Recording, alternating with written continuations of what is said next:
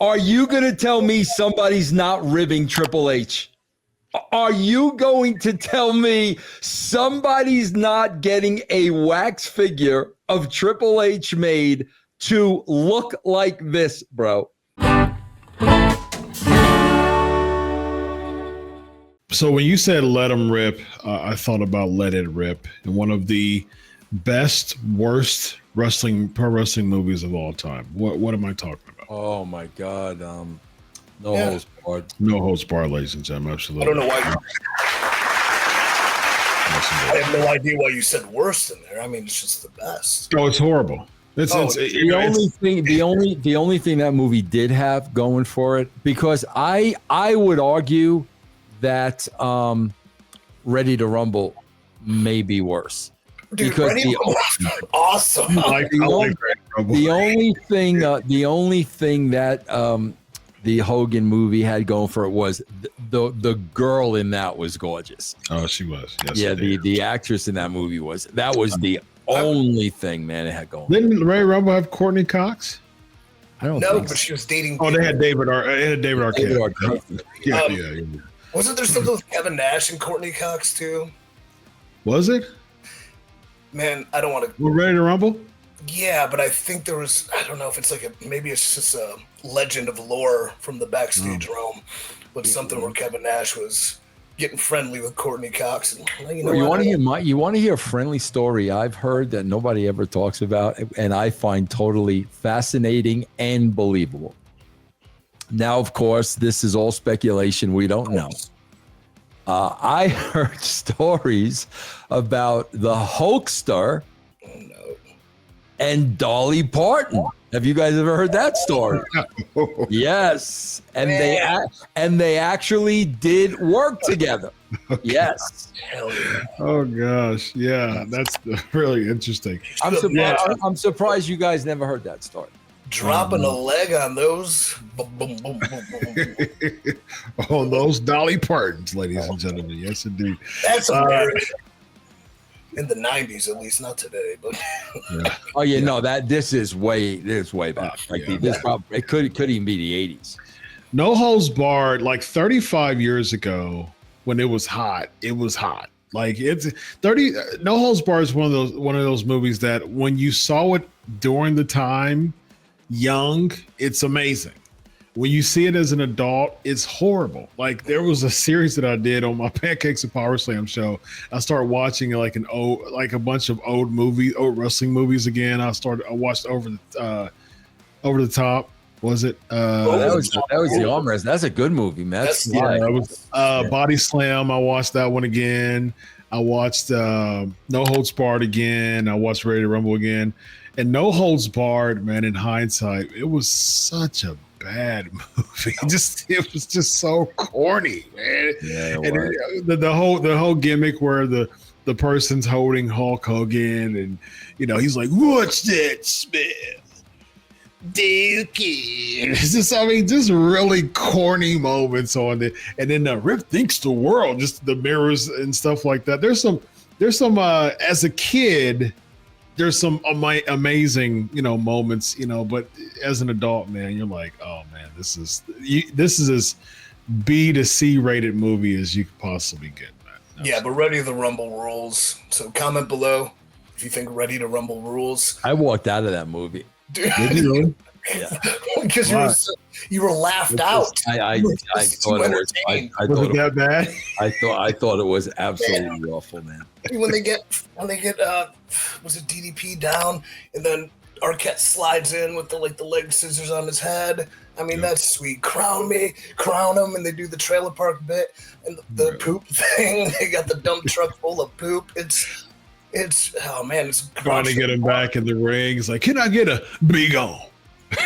Can I get I will rule you? Sal Banditti, what a great minor kid. Yes. He's just his old shooter, dude. Yeah, it sucked. It was good.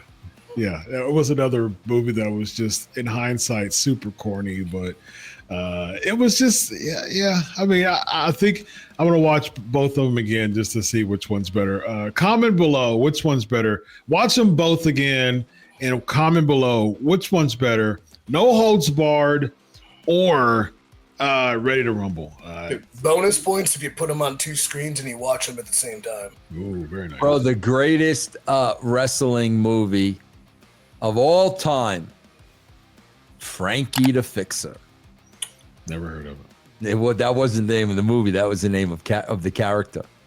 Remember Lou Albano in Wise Guys? He played the mafia guy, Frankie the Fixer. Bro, incredible. I think it was Joe Piscopo and God, who was in that? Who was his sidekick? Albano was incredible. It might have been Danny DeVito. I gotta look it up. Okay, nice. Good luck, Franny May, in your WWE run. Whatever. Yes. Let's talk about Triple H going out and talking about. I mean, he had basically a therapy session in his recent interview with was it Ariel Helwani, right? And he just went to town on many things. And one of them was talking about the internet critics, is that internet is not real life, and the being and complain and the effing complaining that is on there. Oh, okay, this was he had a Helwani one, and he had another one. He was in talking to a few people. There is not real life. The complaining that is on there is not real life. You can read the internet and it'll sound like this thing is dead. I'll use Cody as the example. Cody's already jumped the shark. He's dead as a babyface. He goes, really? I don't know. I'm in an arena with 10 to 15,000 people every night going 8 blank for me, selling the most merchandise. But sure, whatever you want to say on the internet, that's the golden rule. It's just opinion of a few people. So EC3, as someone who is in the business right now actively, I am in.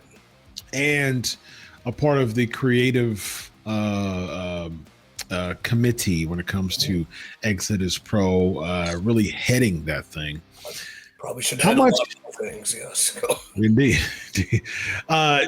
Do you how justified is Triple H in these comments?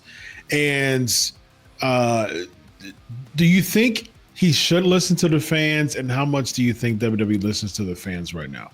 I always look at it. Before he answers this, can you set it up so I could share a picture on the screen? Absolutely. Yeah, go ahead, EC3. I don't know. I'm kind of excited.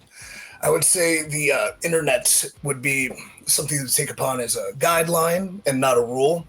I think it's a quick, immediate feedback to seeing what is going on. And I think there's definitely a voice that is worth considering. But also, you can't relegate to just that small voice because there's a bigger and there's a broader scope. So I don't know if he necessarily needs to come hammering down on it's not real life, because it's not. But at the same time, I mean, I would come back from matches in NXT and see everybody looking at their immediate feedback on Twitter. So the voice does have some weight. But I would, man, I'm really excited to see this picture. I think you got to take every account of fan interaction with what it may be. These fans are talking about something. If they're talking about it, that's good. I don't think you book based on the niche audience. I think we've seen that does not work, and it actually costs you viewership. Yep. I don't think giving people what they want, you do so like sometimes the proper choice and the choice that makes sense and the end of the story is the right choice. So it's not swerving for swerve's sakes. So sometimes you give people what they want. But like I would always say, great creative is not giving people what they want. It's giving people what they didn't know they needed. So, indeed, yeah. I mean, the Daniel Bryan was perfect. Very nice. Okay, hold on, Chris. This is more important than what we're talking about, and nobody's going to be talking about this, bro. There is a wax figure of Triple H at WrestleMania. Here is Triple H posing with his wax figure. Now, bro, are you going to tell me, look at this wax figure, bro. Hold on. Are you going to tell me somebody's not ribbing Triple H?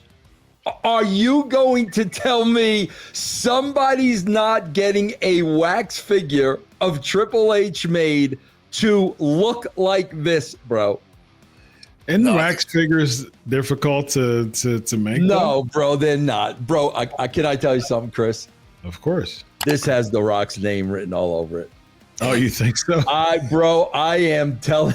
Look how ridiculous this thing is. He's got a wax figure of himself, bro. Like, what?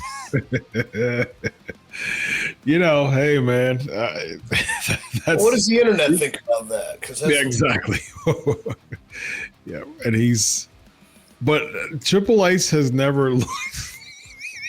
Especially like he was trying to mimic like the face, and it didn't even really work. And now he's cutting promos on the internet and just doing all types of fun stuff, man. I'm sorry, but don't tell me somebody's not ribbing him. That whole setup totally threw off my answer because I was like, what is I'm sorry, man. I'm sorry. Oh, it's fine. I would say like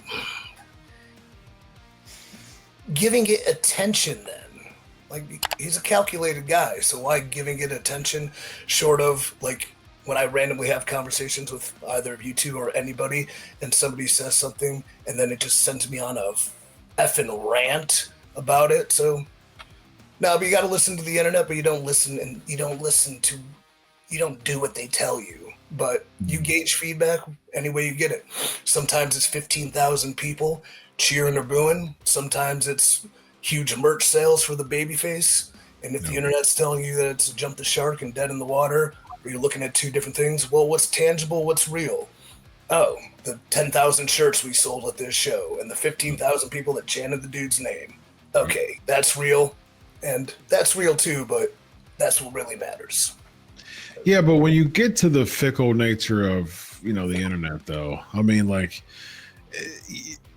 Tony Khan and the internet community, they are like two peas in the pod when it comes to booking. I mean, it's just like, who's the flavor of the month? It's this person, and now it's this person, and we don't like this person. It's like that. That's how it was recently with Jey Uso. It's like, oh, we don't like Jey Uso. Like, we don't like the fact that they were eating everywhere, and then there was like a 2-week, thing on the internet where like Jey Uso's boring. And then guess what? Yeet, like it's the same. It's that that swarm effect. When it comes to the internet wrestling fans, they just kind of gravitate to what the buzzing thing is that everybody else is saying on the internet. A few people start something and people just cling onto it, and then you get groupthink all over again. Which is so prominent within the IWC. They're like, okay, so what do we complain about now? Jey Uso. Okay, cool. Yeah, let's all just complain about Jey Uso. What do we complain about now? The Wyatt Six. Okay, cool. Let's just all complain about the Wyatt Six. And it's just this bubble community that just finds something to complain about, and it doesn't last. And so that's the thing with this. That's the reason why Triple H can't listen to the IWC when it comes to booking storylines, because guess what? People are yeeting for Jey Uso again now, just like they did before the 2 to 3 week IWC. Let's find something else to complain about, which I totally agree with his sentiments on the internet wrestling community. Yep. One thing I'd add to that is, so watching the Rumble, Jey wins. I'm like, cool, Jey's a good guy. That's cool to see. And I'm watching the show, or I'm not paying attention to the internet, and then maybe my algorithm hops up and it's just like, outrage, can't believe it, boring. I'm like, really? I thought like this guy was loved. I don't get it.